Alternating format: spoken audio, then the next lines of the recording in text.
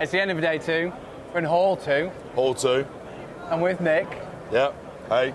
I mean, everyone else, I've asked for a stand number. Okay. Yeah. With Crestron, you don't really need a stand number, do you? Yeah. I mean, tell us. We stand out a little bit. Yeah. They have a huge, great big blue Crestron sign. Yeah, the blue neon lights. We've got our residential pavilion, which we're stood in here now. You probably can't see it on the camera. Yeah. The house of blue neon lights. You take up a lot of floor space. Yeah, we made it slightly bigger 2 years ago so we could show more of the residential part of the business. Okay. It's good. It's good being here. Yeah, I feel at home. Thank you. At Crestron Home. Crestron Home, yep, cool. You know, yeah, and we are focusing on that Crestron Home side a little bit here. Yep. Because I think, obviously with the residential side, the group, essential install, all that jazz. Yeah, exactly. Let's talk about that. Yeah. And you know it, don't you? It's cool. You've got it in your house. I have got it in my house, yeah, absolutely. We can't be in this business and not have the stuff in your house, right? True. It's addictive. I literally can't stop adding more and more bits to it because you just you want it to, I don't know, I just live and breathe it. I really do. Plus, you know it, inside out. So when someone asks you a question... And it's good, right? That's a useful thing to have, that I know that if one of my, if one of the integrators I work with calls me up, if you guys call me up from Inspire and say, hey, how do we do this? I can be sat there and go, yep, this. It's cool. And so, for the guys that maybe don't know too much about Crestron Home, where has it come about? What it is the kind of interface part of it? Why is Crestron going down this road? I mean, we did discuss it last year, but I think it's probably more prominent now. Yeah, absolutely. So a couple of years, Crestron's always been known as like this custom user interface experience. With Crestron, you can do anything. That's a great sales pitch, that you can do anything with Crestron. But it's also kind of caused issues over the years as well. Yeah. So about 5 years ago, which is just before I joined Crestron started working on a platform called Ping. Yeah. PYNG.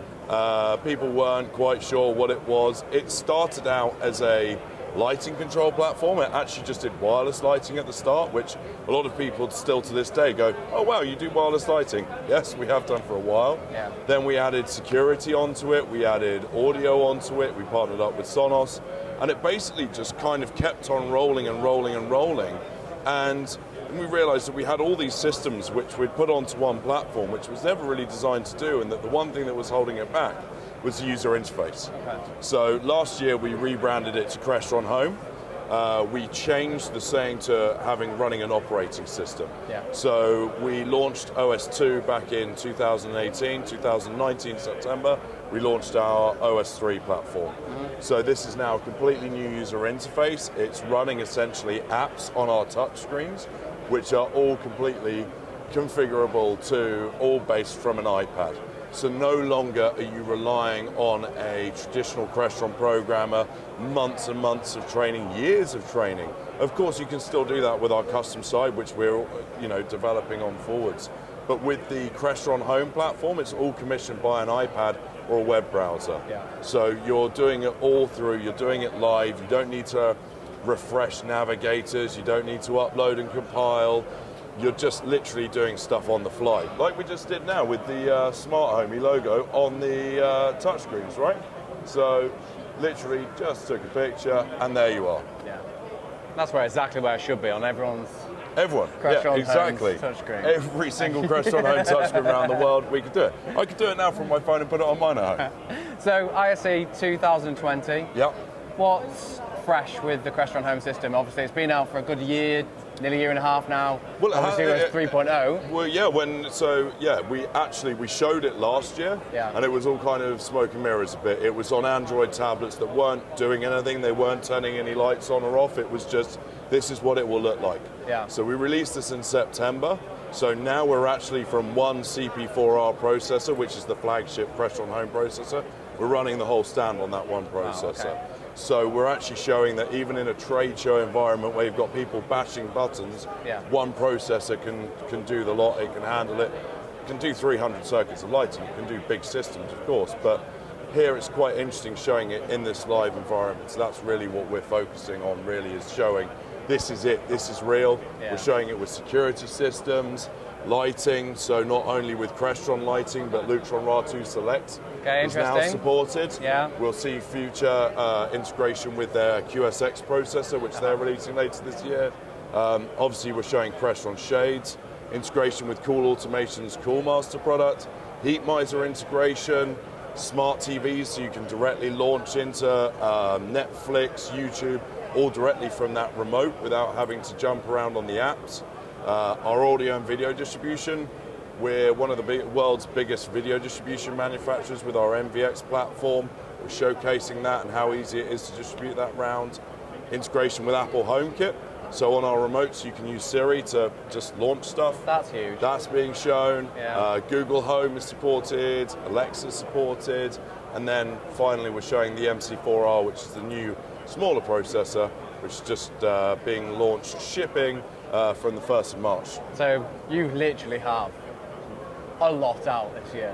Yeah, it's been busy. Yeah, it's crazy. Yeah. That's absolutely crazy. But it's interesting to see those third-party developments with other apps, other manufacturers. Yep. It's very unlike Crestron. Well, we very much designed it around, and part of the rebranding, calling it Crestron Home, was to make it, this is a Crestron Home. For an end user, this is what Crestron Home is. Yeah. If you want Crestron, you can control anything with it. Of course. That has positives, it has negatives.